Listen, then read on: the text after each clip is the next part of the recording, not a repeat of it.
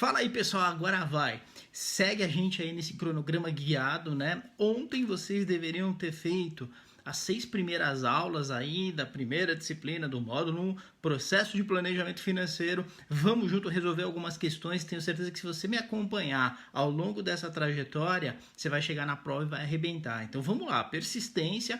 Quem já fez essas aulas há algum tempo, não tem problema algum, acompanhe as perguntas. Eu vou sempre mostrar a pergunta aqui na tela e aí vocês vão ter um tempinho para pensar a respeito. Dá um pause no vídeo, pensa, coloca a sua resposta e ouve a correção. Por quê? Porque eu vou exatamente em como as questões têm caído na prova. Então você solidifica o seu conhecimento e já vê o que vai encontrar por lá, tá bom? Bora lá. Muito bom. Olha só, no processo de planejamento financeiro, a periodicidade de revisão do plano, né? Ela é definida em qual etapa? Essa que é a pergunta. Deixa eu colocar aqui as ferramentas de desenho. Agora vai.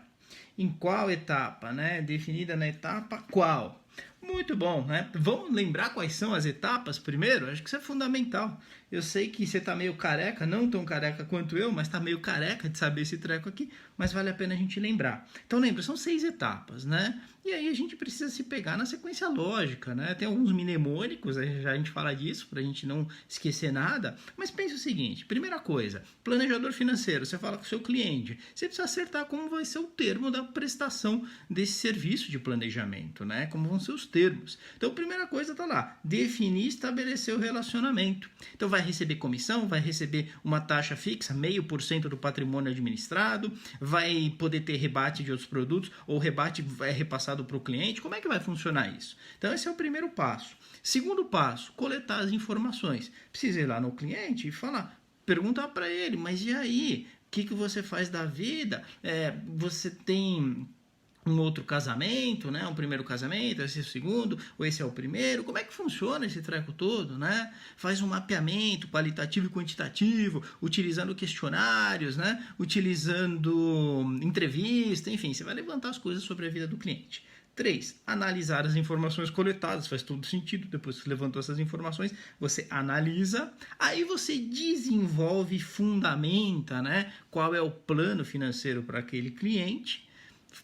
Vê com ele, fecha direitinho, implementa, tá certo? E depois monitora, né? Por quê? Porque os cenários mudam, a economia muda, a situação dos ativos muda, a situação da vida desse cidadão muda também. Então, precisa monitorar se o plano continua aderente à realidade dele.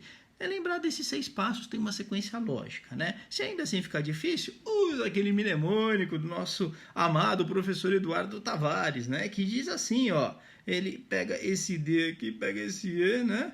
Ele pega esse C, ele pega esse A, tá certo? Aí ele vai pegar esse D, esse I e esse M.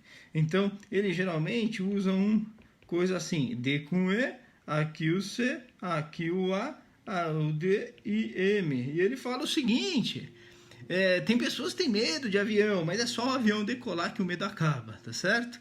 Na verdade, o medo diminui. Então, olha só, decolou o avião, diminui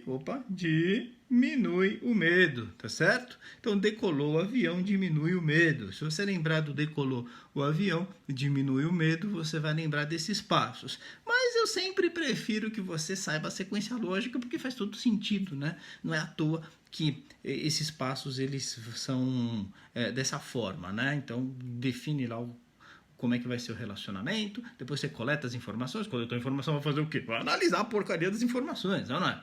E depois vai fazer o quê? Vai fazer um desenvolvimento do plano em si, né? Depois que fez o desenvolvimento, mas não adianta fazer o desenvolvimento e não implementar? Não, tem que implementar. Depois que implementou, vai monitorar e assim por diante. Então tem uma sequência lógica.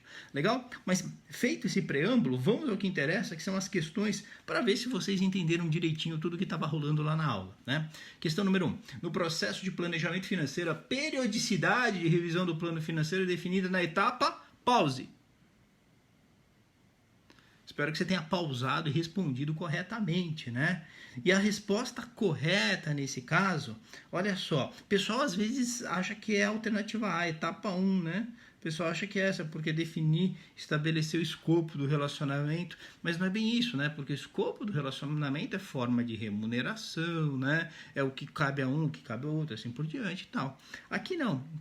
Aqui tem a ver com a estratégia financeira que é marcada, que é escolhida, né? Então, lembra que na etapa 4 você desenvolve, né, a estratégia financeira e apresenta para o seu cliente. Então, de acordo com o momento de vida que ele está, de acordo com se a vida dele está mudando muito rápido ou não, de acordo com o tipo de estratégia que você está montando, vai fazer um constant mix, né, de realocação de carteira, ou vai realocar a carteira de outra forma à medida que o valor dos ativos for mudando e o mercado for mudando, tudo isso. Então, você define nessa hora que é a etapa 4, que você desenvolve então as estratégias financeiras e as apresenta, tá? Muita gente erra essa questão, o pessoal coloca muito etapa 1, mas o correto é etapa 4, então alternativa B de belezinha, né? Muito bom. Sigamos aqui, vamos para o 2. Dentre as afirmativas abaixo, qual tarefa não está envolvida em nenhuma das etapas do planejamento financeiro? Pause. Tenho certeza que você respondeu com bastante segurança, né? Você pausou, né? Se não pausou, pausa agora. Muito bom. Dentre as afirmativas abaixo, qual que não está, então? Alternativa A, monitorar o andamento financeiro do cliente. Caramba, essa aí é a etapa 6, acabamos de ver. Então tá. Coletar dados e informações sobre o estilo de vida do cliente por meio de entrevista. Etapa 2, né? Lembra? Coleta, né? Não tem jeito. Implementar as recomendações do planejamento financeiro. Pô, se você vai implementar as recomendações, etapa 5, porque na etapa 4 você fez a análise e propôs, na etapa 5 você implementa. Analisar a ação da Petrobras visando identificar se os investimentos em renda variável serão totalmente concentrados nela. Isso não faz parte do processo de planejamento financeiro, né? Você pode normalmente dividir os investimentos em classes de ativos, pode até entrar na análise de uma empresa específica, não tem problema. O grande problema é a concentração, se tudo de renda variável vai estar num único papel, que é a Petrobras, tá certo? Então isso aqui não faz sentido no escopo do planejamento financeiro, tá? Então a alternativa D de dancei, né? Então a D você não pode considerar dentro do planejamento, tá bom? Muito bom. Vamos aqui para mais uma, né? Não esquece de dar o pause e responder antes, né? Porque isso ativa o processo de aprendizado. Você tem que ser ativo no processo de aprendizado. Quais são as primeiras 4 etapas do processo de planejamento financeiro? E aqui, às vezes, a Planejar cobra que você entenda a sequência do planejamento, né? Quais eram as 4 etapas? Acho que você lembra bem, a gente acabou de falar, né? Primeira etapa é definir o escopo, né, de relacionamento, né? Então, olha só. Decolou o medo, decolou o avião, diminui o medo, tá certo? Então, desenvolver, logo no comecinho, tá certo? Coleta, decolou, né? Avião, análise, ok? Muito bom. E depois, então, ó, definiu, coletou, analisou as informações coletadas e, finalmente, você tem o desenvolver, aí diminui, né, o medo. O desenvolver e fundamentar o planejamento e apresentar ao cliente. Então são essas 4. Depois a quinta é implementar e a sexta é monitorar, tá certo? Então a alternativa que a gente vai ter essas 4 aqui é a A de alabastro, tá certo? Marca a alternativa A que você acertou. Legal? Muito bom.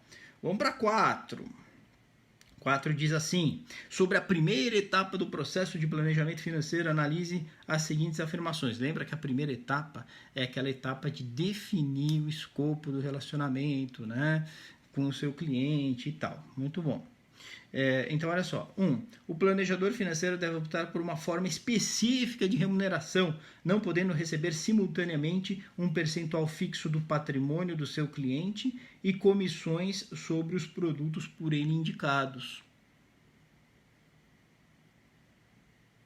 Essa era a pausa que eu tinha esquecido de dar antes. Mas se você não deu a pausa, para você responder, faça isso e responda antes, né? Leia direitinho as afirmativas e as alternativas, tá certo? Essa primeira eu já digo para você que está errada, né? Porque não há necessidade de haver uma forma específica. Não há nada no código de ética, nada na regulamentação que diz o seguinte: só pode receber um tipo de remuneração. Só pode ter ou aquela taxa fixa sobre o patrimônio, ou comissão, rebate de produto. Não tem nada dizendo isso, tá certo? Performance, não. Você pode ter várias formas de remuneração, tá certo? Então essa primeira aqui ela está equivocada. 2. O recebimento de comissões por indicar produtos por parte do planejador configura conflito de interesses e, portanto, não pode ser feito. É conflito de interesse, sim, senhor. Mas o fato de existir conflito de interesse não inviabiliza que seja feito. A única questão é, esse conflito de interesses precisa ser divulgado, precisa haver full disclosure lá para o cliente, tá certo? Então isso aqui está errado por causa dessa última parte, não pode ser feito. Quando um planejador financeiro avisa seu cliente sobre a existência de conflito de interesses, ao indicar determinado produto, esse conflito é eliminado.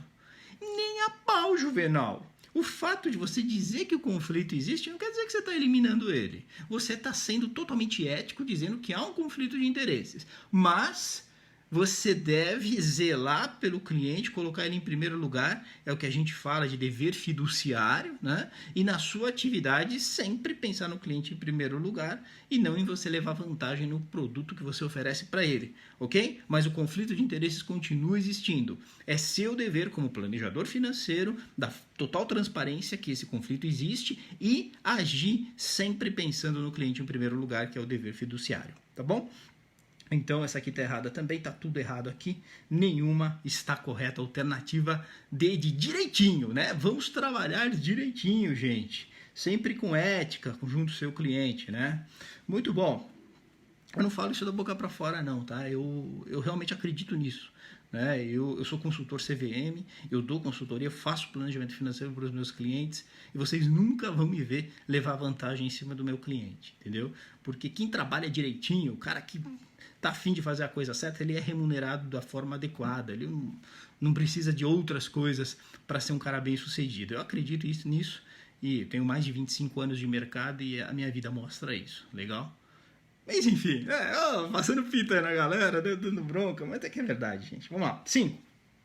Questionários e entrevistas são ferramentas normalmente aplicadas em qual etapa do processo de planejamento financeiro?